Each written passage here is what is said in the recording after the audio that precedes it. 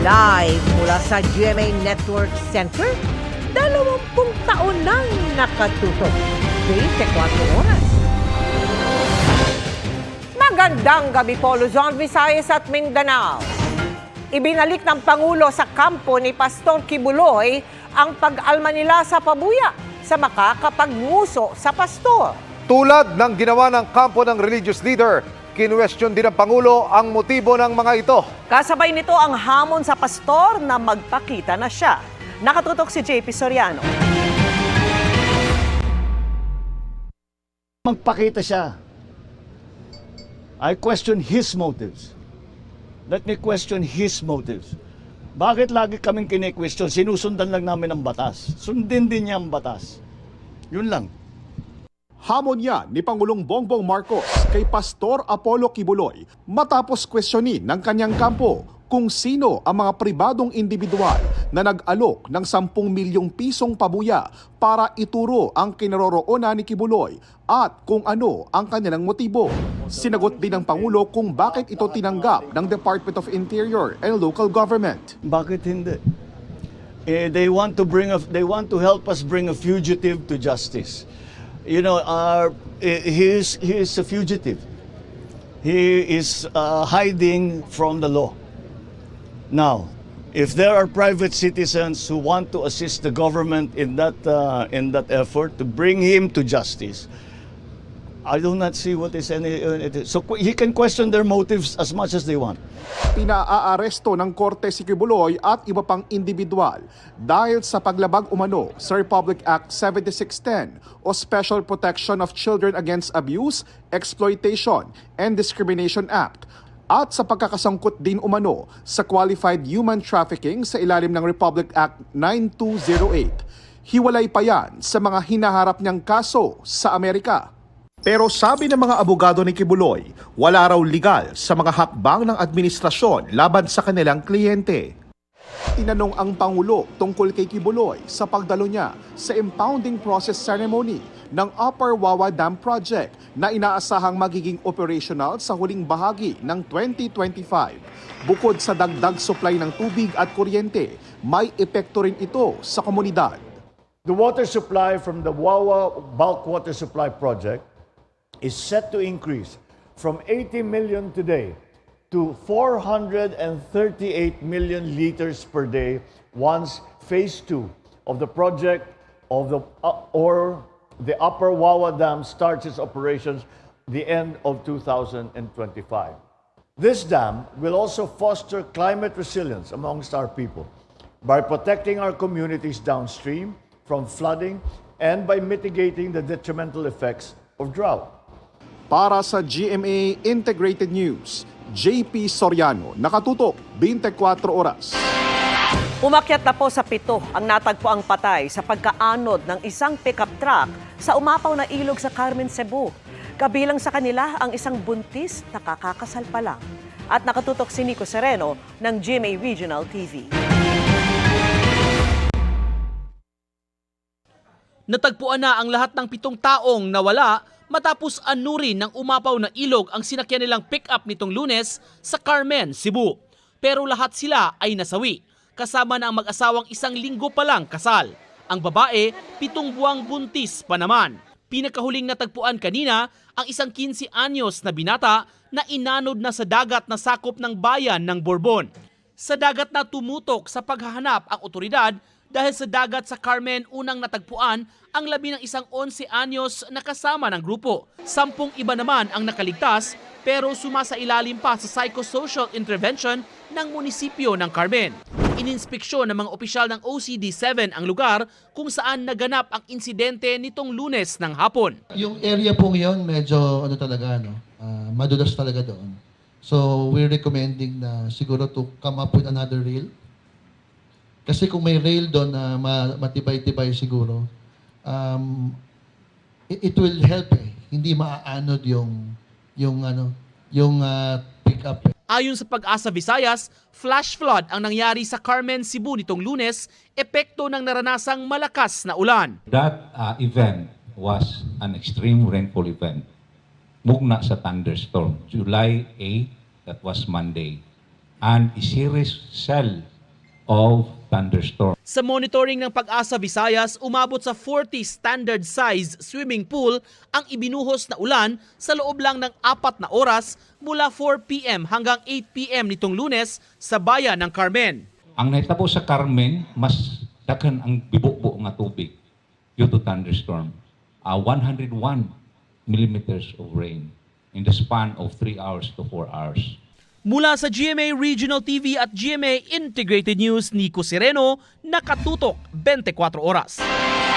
Ngayong gabi na nakatakdang ilipad pabalik sa kanilang bansa ang mga labi ng Israeling natagpo ang patay kasama ng nobyang pageant contestant sa Tarlac. Ang lalaking nagturo naman sa kinaroroonan ng mga bangkay ng mga biktima, isinailalim na sa kustodiya ng PNP para maprotektahan. Nakatutok si Maki Pulido. Pasado alas 10 ng umaga nang ihatid ng punerarya sa cargo terminal sa Pasay City ang wooden casket na naglalaman ng mga labi ni Yitzhak Cohen. Ang Israeling natagpo ang patay kasama ng kanyang nobyang si Geneva Lopez sa Kapas Tarlac. Kinarga yan sa eroplano para ilipad ngayong gabi sa Tel Aviv. Ngayong gabi rin daw ang lipad pa Israel ng kapatid ni Cohen. Wala siyang advice na gagalawin kung ano. Basta naka-wrap up siya sa cadaver bag, tapos placed inside the wooden casket, and then inside the crate and ceiling, nakasealed siya kung ano yung requirement ng airline. Nasa kustodiya pa rin ng pulisya ang 3 suspect sa pagpaslang sa magkasintahan. Ang dating pulis na si Michael Angelo Giyang na lumalabas sa investigasyon na mastermind. Kasama naman niyang nagplano ang kapwa-pulis na si Romel Abuzo at sibilyang si Jeffrey Santos. Dati nang sinabi ng hepe ng PNP-CIDG na sina Giyang at Abuzo ang di umano'y bumaril sa 2 biktima. Kung meron talagang pinakamotibo para patayin po itong 2 biktima, ay ito po talagang si Giyang. Dahil siya po ang ikitain at siya po ang talagang may motibo para patayin dahil gusto po niyang babawi yung kanyang isinanlalang lupa na narimata na nga po at nasa pag-aari na po ni Geneva. Natunto ng mga labi ni na Lopez at Cohen dahil kay alias Junjun na nagmaneho ng SUV ng mga biktima para madala sa pinaglibingang quarry site. Siya rin ang nagsunog ng SUV. Sa kahilingan ni Junjun, nilagay siya sa kustodiya ng mga pulis para mabigyan ng proteksyon. Pagsakay na po niya doon sa SUV ay nagulat siya na may 2 bangkay na po. At sa tabi po ng drivers ay nandun po yung babae at sa likod naman po ay nandun ang lalaki at hindi niya kilala itong mga ito dahil according to him ay nakabalot po yung kanilang mga mukha. Kahit natatakot po siya ay dinrive pa rin po niya yon. Nakilala lang umano ni alias Junjun ang mga suspect noong June 21 sa mismong araw na pinatay ang mga biktima. Ipinakilala siya sa mga suspect ni alias Dondon dahil naghahanap daw ng mekaniko ang mga suspect. A voluntary surrender also, but pinili po niyang umuwi, anytime daw po siya na kailangan ay makikipag-cooperate po siya. 3 persons of interest pa ang hinahanap ng PNP. 2 rito kasama umano sa pagplano ng krimen. Ang isa naman ang naghukay sa pinaglibingan sa mga labi ni na Lopez at Cohen batay sa salaysay ni alias Junjun. Sinasabi po niya na pagdating po nila doon ay may nag-aantay na po doon, hindi niya po kilala yon at kung sino po yung POI na yan, kung makikita po niya ito ay makikilala po niya. Samantala, nakatakda naman sa Biyernes ang libing ni Geneva. Ayon sa legal counsel ng pamilya Lopez na si Attorney John Lacanlale, pagkatapos daw nito ay aasikasuhin na ng mga naiwang kaanak ang investigasyon at pagsampa ng kaso. Para sa GMA Integrated News, Maki Pulido, nakatuto, 24 oras. Umaasa pa rin ang Philippine Coast Guard na mahahanap ang Pilipinong mangingisdang nawala matapos mabangga ng isang barko sa Zambales. Nakausap po ng GMA Integrated News ang kapatid ng biktima at mula po sa Subic, Zambales, nakatutok live si Marisol Abduraman. Marisol. Vicky, nasa likuran ko mismo etong bangka na binanggangan ng barko 60 nautical miles ang layo mula rito sa Subic, Zambales. Wasak ang puwetan o sa bahagi ng makina ng bangka. Nakaligtas, Vicky, ang isang mangingisda na sakay niyan pero nawawala ang isa pa.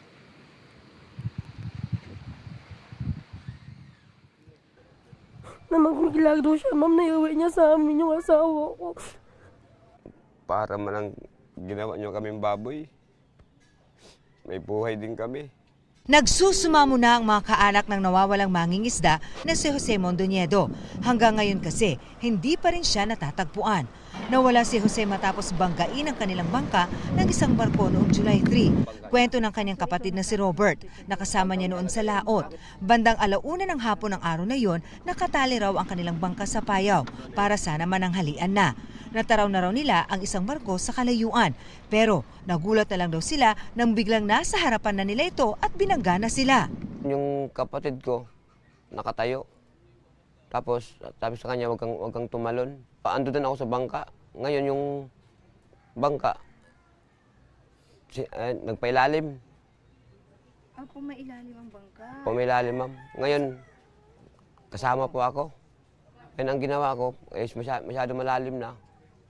Kasi nakahawak ako sa kawayan. Ang ginawa ko, nagbitaw ako ngayon.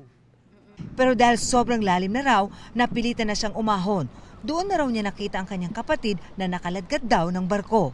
Ito yung barko. Opo. Ito yung unahan. Opo. Dito siya lumabas sa puwitan. Gustuhin man daw niyang languyin si Jose. Alam niyang hindi siya aabot sa layo at sa lakas ng agos. Makalipas lang daw ang ilang minuto, hindi na niya nakita pa ang nakababatang kapatid. Tol, pasensya ka na talaga. Paulit-ulit ko itong sinasabi sa'yo. Nakakapit lang daw siya sa payo sa loob ng 3 araw. Walang kain at inom at wala rin tulog. Pero buo raw ang kanyang loob na mabuhay. Hanggang madaanan nga siya ng isang bangka na siyang nagligtas sa kanya. Hindi raw sukat akalain ni Robert na mangyayari sa kanila ang trahedya dahil kung tutusin, nasa 60 nautical miles lang daw ang layo nila mula rito sa aking kinatatayuan at malayo pa raw yun sa Scarborough Shoal. Kasabay ng kanyang pagdadalamhati ang galit na kanyang nararamdaman sa kanilang sinapit. Labis din ang paghihinagpis ng misis ni Jose. Yung mga barko na yan. Kaya pag matulog ako, hindi ko talaga mawala sa isip ko talaga yung kapatid ko. Dahil dalawa kami. Kinakausap ko siyang bumalik ka na. Kasi marami naghihintay sa'yo.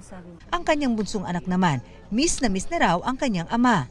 Yan na po yung gusto ko. Umuwi na po siya. Kahapon, na-retrieve na ng Philippine Coast Guard ang bangka ni na Robert. Umaasa ang PCG na buhay pang makikita si Jose, kaya tuloy pa rin daw ang kanilang paghahanap.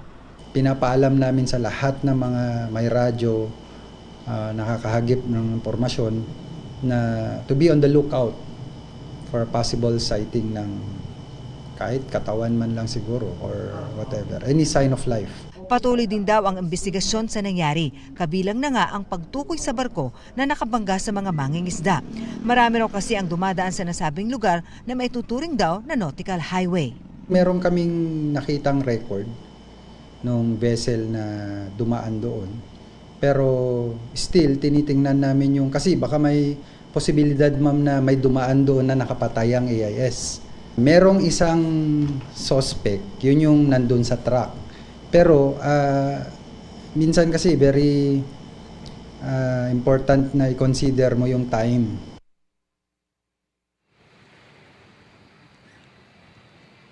Bukod sa barko ng Philippine Coast Guard at sa kanilang NOTAM na ipinalabas nga no Vicky, ay nagtulong-tulong na rin daw ang mga kasamahang mangingisda ni Robert at Jose para nga siya mahanap. At lahat sila umaasa na buhay ngang makikita si Jose. Vicky. Maraming salamat sa iyo, Marisol Abduraman.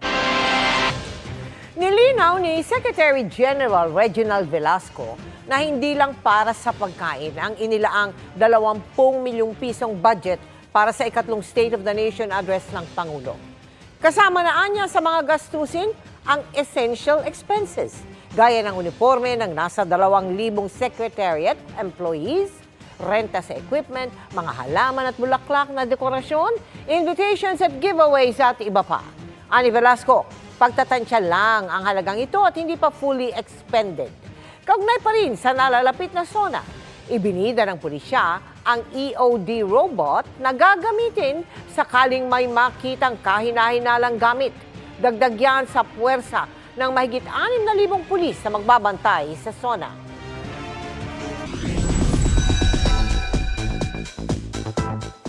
Mabilis na chikan tayo para updated sa showbiz happenings. Nakatanggap ng petition ang Seoul Foreign Ministry para imbestigahan ang pag-vape indoors ni Blackpink Jennie. Sa ngayon, deleted ng video na mula sa kanyang vlog sa Capri, Italy, nakitang tila pagbuga niya ng usok sa harap ng staff. Prohibited ang indoor vaping sa South Korea. Dahil dito, nagsorry ang agency ni Jennie at sinabing she deeply regrets her mistake. Nagsorry na rin daw si Jennie sa mga staff na kasama niya sa video. Speaking of Blackpink, isa si Blackpink Lisa sa mag-headline ng Global Citizen Festival in New York.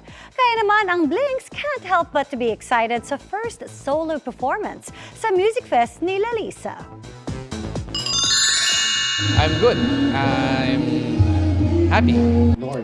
In the process of moving on na daw si Dominic Roque after ma-call off ang engagement nila ni Bea Alonzo. Hindi na rin daw siya magpapa-apekto sa iba't ibang kwentong inilalabas tungkol sa kanilang paghihiwalay. Relationship and career goals ang sparkle couple na sina Gabby Garcia and Khalil Ramos. Achievement unlocked for Khalil na ma-nominate as male performance in a musical after his first theater role. Full support naman dyan si Gabby na kasama niya sa 14th Gawad Buhay Awards Night. Hiniling ng isang senador na ipaaresto na si Bamban Mayor Alice Guo at 7 iba pa matapos hindi na naman sumipot sa Senate hearing. Idilabas din sa Senado ang ilang records ni Guo na nagpapatunay na di umano siya lumaki sa farm at nag-homeschool. Nakatutok si Mav Gonzalez. Kay Guo Huaping, alias Alice Guo, aarestohin namin kayo at dadalo kayo sa susunod na hearing. Ang patuloy niyong pagtanggi ay, gaya din sinabi ni Sen. Sherwin kanina, kabastusan, di lang sa Senado, kundi sa bawat Pilipinong sumusunod sa batas at nakikipagsapalaran ng patas. Hiniling na ng Senate Committee on Women and Children na ipaaresto si suspended Bamban Tarlac Mayor Alice Guo at ibang personalidad matapos silang isight in contempt dahil sa hindi na naman pagdalo sa pagdinig ng Senado kanina. Nagpadala ng excuse letter sa komite si Guo na nagsasabing masama ang kanyang physical at mental health. At may death threats kaya hindi makakadalo. Wala rin siyang abogadong pumunta sa pagdinig. I think this letter of explanation is totally unacceptable. Therefore, I would like to move that we issue a warrant of arrest against Mayor Guo for her to attend the next hearing. Kinontempt din ang ibang miyembro ng pamilya Guo, ang accountant niyang si Nancy Gamo at si Dennis Cunanan, ang dating opisyal ng gobyernong nahatulan sa PDAF scam na naging independent consultant ng mga kumpanya sa likod ng Pogo sa Bamban Tarlac at Porac, Pampanga. Pero bago makapaglabas ng arrest order, kailangan munang mag-issue ng komite ng show cause order para sagutin ng kampo ni Guo. Pag hindi katanggap-tanggap ang paliwanag nila, saka uusad ang utos para arestuhin sila. Ayon sa Bureau of Immigration, nasa Pilipinas pa si Guo at nakaalerto na ang pangalan niya sakaling subukan niyang umalis ng Pilipinas. Bukod kina Guo, sinabpi na rin ang 15 opisyal at representative ng iba't ibang kumpanyang hinihinalang sangkot sa iligal na Pogo dahil inisnab ang imbitasyon ng komite. Inilabas naman ni Senador Sherwin Gatchalian ang birth certificate at school records ni Guo. Sa birth certificate na isinumite niya sa paaralan, nakasaad na ang Chinese national na si Wen Yilin ang nanay niya. Si Guo Huaping or si Alice Guo hindi lumaki sa farm. Hindi rin siya homeschooled. Nag-aral ho siya. And I'll show you the proof. No, kahit nga lumabas sa hearing yung totoong pangalan niya, nag-aral siya sa parehas kong school, sa Grace Christian High School, for grades 1, 2, and 3. Year 2000 to 2003. No, so, hindi siya homeschool ni Rubilin. Nag-aral ho talaga ho siya. No? And nung natatandaan ko, sa school ho namin walang farm ho doon. Puro building ho. Iprinisenta rin ng NBI ang fingerprint examination nila kay Guo at Chinese national na si Guo Huaping. Yes, sure po tayo ngayon na si Alice Guo po at si Guo Huaping ay isang tao lamang po. Si Wesley, ganun din po, si Wesley Guo at si Guo Woxiang Dian ay isang tao lang po. Nadiskubre rin umano ng NBI na ang isa pang kapatid ni Mayor Guo na si Sheila Guo may kapangalan din. Meron po rin tayong nahanap na isa pa pong NBI clearance, no, sa aming files na nagngangalan din pong Sheila Goo Ilial. Subalit sa ating pagkukumpara, ay lumalabas po na iba rin ang larawan nito kaysa doon po sa Sheila Goo na sinasabing kapatid. Ang pangalawang Sheila Lial Go, pareho ng address ng pangalawang Alice Lial Go. Pero nang puntahan ng NBI, walang nakatirang Alice o Sheila Lial Go roon. Humarap naman sa pagdinig si PAGCOR Chairman Alejandro Tenco matapos sabihing may dating cabinet official na naglobby umano para sa ilang Pogo company. Aniya, nakipag-appointment sa kanya si dating Secretary Harry Roque noong July 2023. Kasama nito si Cassandra Ong ng Lucky South 99 Pogo na niloko umano sa pera ng representative nilang si Dennis Cunanan at umabot sa $250 milyon ang hindi nababayaran sa PAGCOR. Nung panahong yon, may lisensya sa PAGCOR ang Lucky South 99 pero kalaunay ni-raid sa Porac, Pampanga. Sabi din po, baka din daw pwedeng payment over time yung arrears dahil nga naloko sila ni Ginoong Dennis Cunanan. So, pagkatapos po noon, wala naman pong pakikipag-usap sa akin na si Attorney Harry Roque. Hindi po naman niya ako pressure. Kumbaga, bilang abogado siguro, bilang kliyente niya, nagpa-facilitate lang at nakikiusap po siya. Wala hong senaryo na ng braso siya? Wala po. So, si Attorney Roque, ginagampanan lang niya yung trabaho niya bilang abogado? Maaari pong ganun dahil siya po ay nagsabing gusto niyang tulungan sa abogado nga ni Binibining Cassandra Ong. Ayon sa abogado ni Cunanan, hindi niya natanggap ang sabina kaya hindi nakarating sa pagdinig ngayong araw. Makikipagtulungan daw sila sa investigasyon ng Senado at sa katunayan ay naroon nung nakaraang pagdinig. Sasagutin daw nila ang mga isyu ng Pogo sa tamang forum. Pero mariing itinanggi ni Roque na abogado siya ng Lucky South 99 o anumang illegal na Pogo. Whirlwind Corporation daw ang kliyente niya, ang may-ari ng lupang kinatatayuan ng Porac Pogo Hub. Hindi po ako naglabi sa illegal na Pogo. Dahil yung mga panahon ng pinunta ko po, hindi naman po lisensya ang linalakad ko, rescheduling of payment, sa panig po ng isang kumpanya na sinaserbisyuhan nung kilala kong kumpanya na Whirlwind, na legal nung mga panahon na yon. Minsan po, hindi ko naging kliyente nga itong Lucky South, at kung naging kliyente ko po yan, bakit ko itatanggi? Wala naman pong responsibilidad ng isang abogado kung wala naman pong maling ginawa ang isang abogado kung hindi ang trabaho lang niya bilang isang abogado. Para sa GMA Integrated News, Mav Gonzalez, nakatutok, 24 oras. Hiniling naman ng kampo ni Mayor Alice Guo sa Korte Suprema na patigilin ang Senado sa pag-imbita kay Guo sa mga pagdinig. Humingi rin ito ng temporary restraining order para hindi maipatupad ang sabinang inihain laban sa alkalde. Nakatutok si Sandra Aguinaldo. Matapos hindi sumipot sa Senado at ngayon ay ipaaresto na, dumulog sa Supreme Court ang kampo ni Banban Tarlac Mayor Alice Guo para hilinging patigilin na ang Senado sa pag-iimbita kay Guo bilang resource person.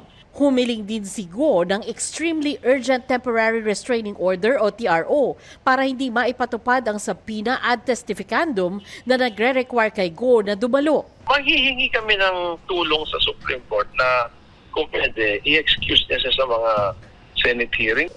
Sabi niya lahat ng nangyari doon Ano pa bang itatanong sa akin? Sa petisyon, hiniling na pawalang bisa ang subpoena na inilabas ng Senate Committee on Women, Children, Family Relations and Gender Equality at pagbawalan ang komite na usisain ang pribadong buhay ng alkalde. Katwiran ng kampo ni Guo, grave abuse of discretion amounting to lack or excess of jurisdiction daw ito. Matapos din daw dumalo sa Senate hearing, naging target umano ng online ridicule and humiliation si Guo at tinawag na Chinese spy at naakusahan ng paggawa ng krimen. Matapos daw hindi makarating sa committee hearing dahil physically and psychologically unfit si Guo, ay inisyuhan ito ng subpoena ad testificandum. Dami niya ng kasong sinampas sa kanya, so yung kanyang constitutional rights self-incrimination, na yun, nakataya na doon. Pangatlo, marami ng breach of privacy na ng buhay niya na naisa publiko na dapat hindi. So, So, hingi kami ng tulong sa Supreme Court na ma-excuse sa ganyang mga hearings. Sa oras na magpalabas ng warrant of arrest ang Senado laban kay Mayor Guo, sinabi ng kanyang abogado na pwede naman silang mag-file ng motion para ma-lift o maalis ang warrant laban dito. Ayon kay David, hindi nagtatago ang kanyang kliyente. Mag-usap kami kung okay na yung kanyang kondisyon. Wala namang reason. Kasi naman niya naman kaya siya kinokontent kasi kailangan niya magsalita doon. Pagka naman nag-appear siya doon, nagsalita, madali naman natin ipalis yung mga warrant na gano'n. Paglilinaw ng abogado ng Bayora, tanging si Go lang ang kliyente nila at hindi ang mga kaanak nito. Para sa GMA Integrated News, Sandra Aguinaldo, Nakatutok, 24 Oras. Ipinaliwanag ng Pangulo ang dahilan ng pagbisita ni Josh at Bimby Aquino kay First Lady Liza Araneta Marcos na ayon sa Pangulo ay tiyahin po ng dalawa. Sinagot din ng Pangulo ang tanong kung tapos na ba ang hidwaan ng mga Marcos at Aquino. At nakatutok si JP Soriano. The reason na pinuntahan nila si First Lady ay simple lamang. Mismong si Pangulong Bongbong Marcos na ang nagpaliwanag sa kung bakit binisita si First Lady Liza Araneta Marcos nina Josh at Bimby Aquino, anak ni Chris Aquino. Iba-iba ang reaksyon sa post ng unang ginang kahapon, lalo't kilalang politikal na magkaribal ang biyanan ng unang ginang na si dating Pangulong Ferdinand Marcos Sr. at ang lolo ni na Bimby na si dating Senador Ninoy Aquino. Pero sabi ng Pangulo, ang hindi madalas na nababanggit ay ang relasyon ni na Bimby sa kanyang asawa. Lisa is their aunt. Dahil ang kanyang auntie ay napangasawa si Don Pepe na the eldest brother of Cory. So, they are related. Kaya't hindi naman nakakapagtaka. Kilalang-kilala niya yung mga pamangkin niya very well. Ang natukoy ng Pangulo na Don Pepe ay tiyuhin ni Chris na si Don Pedro Cojuangco na napangasawa ni Sari Cacho Cojuangco na kapatid naman ng ina ni First Lady Liza na si Maria Milagros Cacho Araneta. I think it was Chris Aquino who needed some assistance for something. It was just to help them for their travel arrangements. So tumulong si First Lady at yun lang, papasalamat sila. And so I think it was a very fine gesture on the part of the Aquino family. I think it sort of, I suppose, put a little more, how do you say, personal, a human interaction between our families. Hindi rin ito ang unang interaksyon ng dalawang pamilya matapos ang People Power Revolution. Sa kanyang 90s talk show noon ay naka one-on-one ni Chris ang ngayoy Pangulo. Nung pumanaw naman si dating Pangulong Cory, dumalaw at nakausap ng magkakapatid na Marcos ang ate ni Chris na si Bolsy. At sa gitna ng mga bagong tanong kung tapos na ba ang hidwaang Marcos at Aquino, sabi ngayon ng Pangulo, we've always been okay, we just don't agree politically. Para sa GMA Integrated News, JP Soriano, Nakatutok, 24 Oras. Laro para sa netizens ang have at slay na pagja-judge ni Marian Rivera sa isang competition. Dahil dyan trending si Marian sabay sa usap-usapang pagbida niya sa Cinemalaya entry na Balota. Makichika kay Von Aquino.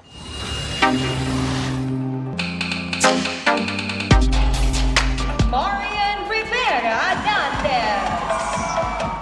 Glowing like a goddess si Kapuso primetime queen Marian Rivera na nagsilbing judge sa isang beauty and fitness competition kagabi. Biro ng fans. Spill the tea naman yan sa kung anong secret para maging ganyan kaganda at ka-fit. Mom of two na pero tone pa rin kasi ang kanyang abs. Ayun nga siguro disiplina para sa sarili, healthy living, sabi kong gano'n, maging inspirasyon talaga sa lahat ng mga moms out there. Trending at kinaaliwan din ngayon online ang have na pag-atake ni Marian sa request ng isa sa finalist na i-translate sa English ang tanong para sa kanya. I'm sorry, could I get English please? I will try my best. Are you ready for this? Too authentic not to appreciate daw ang moment na inislay ni Yan with her game face on. Your social media following grew when you become a finalist. How would you use this opportunity even after your super bad journey? I think you understand that. Sending hearts naman sa kanyang IG si Marian dahil sa trending na kanyang pangalan. Sa Cinemalaya Philippine Independent Film Festival press launch ngayong araw, hiningan namin ng comment si Marian sa kanyang bagong trending moment. Di ko alam. Basta... She did her best. I did my best. Ang pelikula ni Marian na Balota ay isa sa 10 finalists for full-length film sa Cinemalaya Film Festival 2024. Hindi ko mapaliwanag yung pakiramdam ko after ko matapos yung Balota. Parang palagi ko sinasabi, lalo na sa asawa ko na, alam mo yung, ang tagal ko sa showbiz, pero parang bumalik uli yung fulfillment ko sa sarili ko sa paggawa ng trabaho. Sa Cinemalaya din gagawin ang premiere ng pelikulang Lost sa Bungeros, ang kauna-unahang investigative docu-film ng GMA Public Affairs at GMA Pictures. Tungkol ito sa mga sabungero na nawala simula 2022 at hanggang ngayon ay pinaghahanap pa rin. For 2 decades, the films of our independent filmmakers have helped explore and define what is at the heart of the Filipino. Their stories, struggles, and triumphs have given us a better understanding and a deeper understanding of our culture and identity. And this year is no different. Para sa GMA Integrated News, Von Aquino nakatutok, 24 oras. Nasa Australia na para sa 2024 Pitch Black exercises ang 4 na FA-50 fighter jets ng Pilipinas. Makasaysayan po yan. Dahil unang pagkakataong nagpadala ang bansa ng fighter jets sa multilateral exercises. Mula sa Darwin, sa Australia, nakatutok live si Chino Gaston. Chino? Mel, itinuturing na pinakamalaking multilateral exercises o pitch black itong gagawin dito sa Darwin, Australia kung saan 21 mga bansa, kabilang na ang Pilipinas, ang magpapadala ng kanilang pinakabagong fighter jets at aircraft. Dumating ngayong hapon sa Darwin, Australia ang 4 na FA-50 fighter jets ng Pilipinas na lalahok sa 2024 pitch black exercises kasama ang mga Air Force ng 20 ibang bansa. Proud ang mga pilotong Pinoy na makasama sa pagsasanay kung saan makakasama nila ang mga kaalyadong bansa gaya ng Australia, US, UK, France, Canada at Japan. Mula runway, nagtaksi ang mga FA-50 jets papunta sa lugar kung saan katabi nila ang ibang fighter jets mula sa iba't ibang bansa gaya ng F-16, F-18 at F-35 fighter jets. Sa pagbukas ng canopy ng eroplano, pansin ang pagwagayway ng flag ng Pilipinas at ng host country na Australia. Nilatag din ang Korean flag ng mga support crew bilang pagkilala sa bansang gumawa ng FA-50 jets ng Pilipinas. Lumipad mula Patimura, Indonesia ang mga fighter jets kung saan sila pansamantalang tumigil kahapon dahil sa masamang panahon. This is a very important milestone for us. First of all, we want to enhance our operational readiness and also, of course, the commitment for this regional security and stability operations that we want to do. And most especially, sir, is that we want to strengthen the international collaboration. Makasaysayan ang pagdalo ng Pilipinas sa Pitch Black 2024 exercises dito sa Darwin, Australia dahil sa pinakaunang pagkakataon nagpadala ng sariling FA-50 fighter jets ang Philippine Air Force. It's a reflection of what the Philippines Air Force might learn from the other nations here, but it's also a reflection of what we'll learn from the Philippines Air Force as well. So as we go through the exercise,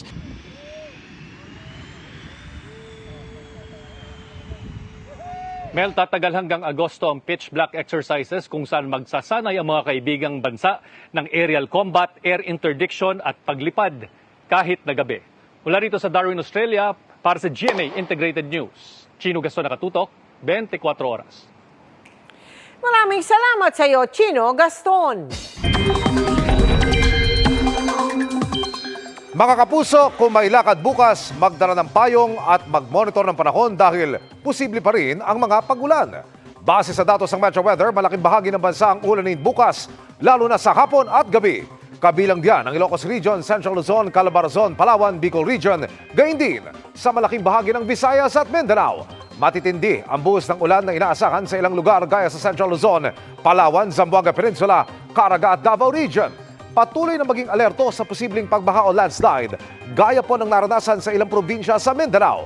Posible rin ang ulan sa Metro Manila dahil sa localized thunderstorms. Sa ngayon, Intertropical Convergence Zone o ITCZ pa rin ang nakakaapekto sa Southern Luzon, Visayas at Mindanao. Maari pa umanong umabot sa 27 billion pesos ang gastos para sa pinatatayong new Senate building. Lumabas po yan sa pagdinig ng Senado kanina, ang dahilan sa pagtutok ni Jonathan Andal.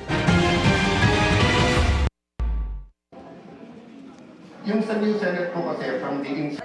Kahit inimbitahan, hindi na dumalo si Senator Nancy Binay sa pagdinig ng Senate Committee on Accounts na nagre-repaso ng lumubong gastusin para sa ipinapatayong new Senate building. Hindi na po tayo a-attend ng hearing mamayang hapon. Kasi noong huling hearing naman po, narinig na ho natin kay Yusek Sadain, inamin niya na there's no such amount. Matatandaang mainit ang naging pagtatalo ni Binay at Committee Chairman Alan Peter Cayetano noong nakaraang pagdinig tungkol sa kung magkano ang halaga ng gusali. Sabi kasi ni Binay, 21.7 billion ang nasa records ng Department of Public Works and Highways. Pero gate ni Cayetano, aabot ng mahigit 23 billion kasama ang halaga ng biniling lupa.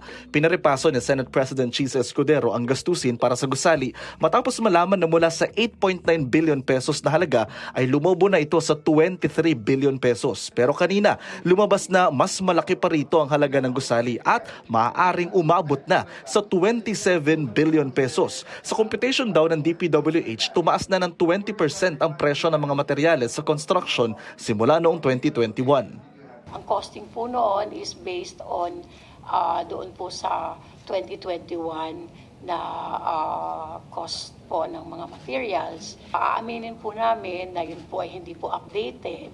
So sa inyo pong, sa term nyo po, Mr. Chair, pwede po nating i-update po natin yun. So at 20%, yung 10 billion plus 2, so nasa 25B na tayo. Am I correct? Aabutin po ng 25 to 27 including the cost of land plus yung inflationary cost na po kasama po. Kinwestiyon din ni Cayetano kung bakit 443 million pesos ang pondo para lang sa metal catwalk ng new Senate building. Ano ang purpose ng catwalk? It is for maintenance purposes, Your Honor. Maintenance. And do you need that expensive a catwalk for this maintenance? Or meron options din? Actually, kasi 443 million po. There are options. There are options. And Nagtataka rin si Cayetano kung bakit umabot ngayon sa 936 million pesos ang fasad ng new Senate building, gayong 478 million pesos lang ang original na presyo nito nang ipresenta sa Senado.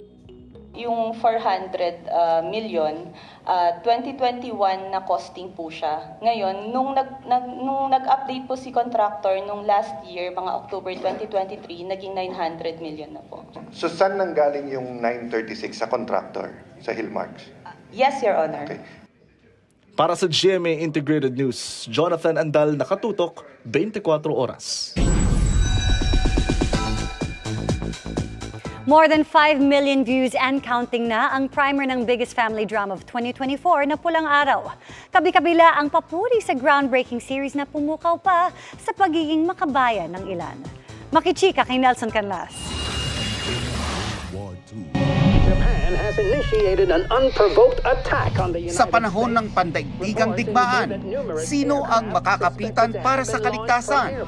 Sasali tayo upang hindi na maranasan ng iba pang mga Pilipino ang naranasan at nararanasan natin ngayon. Inilabas na kahapon ng GMA Network ang official primer ng Pulang Araw, ang pagpapakilala. At sa direksyon ni Dominic Zapata. Goosebumps para sa marami ang mahigit 11-minute video. Tampok ang paglalahad ng sakupin ng mga Hapon ang Pilipinas. Umani rin ito ng milyon-milyong views at pinusuan ng mga netizen. Kaabang-abang daw talaga dahil na rin sa ganda ng mga eksena, lalo na ang color grading, para maging makatotohanan ng pagsasalarawan ng mga nangyari sa ating bansa noong World War II. Mas malalim na tanaw rin ito sa mga karakter na ating mamahalin. Tungkol sa 4 na magkakaibigan susubukin ng lagim ng digmaan nang sakupin ng mga Hapon ang Pilipinas noong World War. Buo na ulit ang magkakaibigan. Ang half-sisters na nangarap na maging vaudeville stars na sina Adelina na gagampanan ni Barbie Fortesa at Teresita na gagampanan naman ni Sanya Lopez. Ang Hapones na si Hiroshi, played by David Licauco. At ang matapang na si Eduardo, nagagampanan ni Alden Richards. Dennis Trillo. Ipinakilala na rin ang mahalagang papel na gagampanan ni Dennis Trillo. Ang mabagsik na opisyal ng Japanese Army na si Colonel Saito Yuta. Itinuturing ni Alden na isang legacy project ito. Hindi ako papanig sa mga Amerikano o sa mga Hapon. Ayoko ng digmaan. It's very emotional, it's very disturbing, and even kahit inaarte lang namin siya, nararamdaman namin yung trauma. Babae man o lalaki upang magdesisyon para sa kanilang sarili. Sa lahat ng kanyang proyekto, sa Pulang Araw daw pinaka-naapektuhan si Sanya. Habang binabasa mo yung script, ramdam mo na sila eh. Yun yung mahalaga lagi sa akin. At siguro malaking bagay din sa akin na I was given a privilege na makausap natin yung mga comfort women ng personal. Pero kahit gaano kabigat daw ang proyekto, siguradong pakikiligin pa rin tayo ng Tambalang Barda. Bagong na-experience ko kay Barbie yung last scene natin dun sa... Ano ba yun? Nag-I love you yata ako. Hanga naman si Barbie sa kanyang leading man, lalo na sa ipinakita niyang maturity pagdating sa acting. Maraki ang ipinagbago mo. Hindi ka nakagandahan yun. Natutuwa ako sa kanya dahil talagang pinag-aaralan niyang mabuti yung kanyang Nihongo. Kasi kahit yung Japanese na language, kahit konti lang, kahit yung pagtatagalog niya kasi, Hapon pa rin. 'Di ba? So mahirap talaga yung karakter niya. Layo ng serye na buhayin muli ang pagmamahal ng mga Pilipino para sa kapwa Pilipino at para sa bayan. Makakauwi na tayo sa ating mga pamilya ng payapa at walang iniisip. Yun lang ang aking nais. Makauwi sa aking kapatid. Sa taong mahal ko. Mapapanood na ang Pulang Araw sa Netflix Philippines mula July 26 at sa world premiere nito sa GMA sa July 29. Nelson Canlas, updated sa Showbiz Happenings. And that's my chika this Wednesday night. Ako po si Iya Arellano, Miss Mel, Emil, and the birthday girl, Miss Vicky! Inunahan mo naman kami, Happy birthday, Vicky! Thank you very much. Surprise po, ma'am. Thank you, Emil. Happy birthday. Thank you, Mula po Emil. sa amin Ito lahat bang dito. binili niya? Hindi po, mula po sa amin lahat. Wow, thank God you bless very ma'am. much. Ang Happy swerte birthday. ko talaga sa mga katrabaho. Talaga, swerte ka. Oo nga. At yan ang mga balita ngayong Miyerkules. Ako po si Mel Tiangco. Ako naman po si Vicky Morales para sa mas malaking misyon. Para sa mas malawak na paglilingkod sa bayan, ako po si Emil Sumangil. Mula sa GMA Integrated News, ang News Authority ng Pilipino, nakatuto kami 24 oras. O, kailan ang blowout?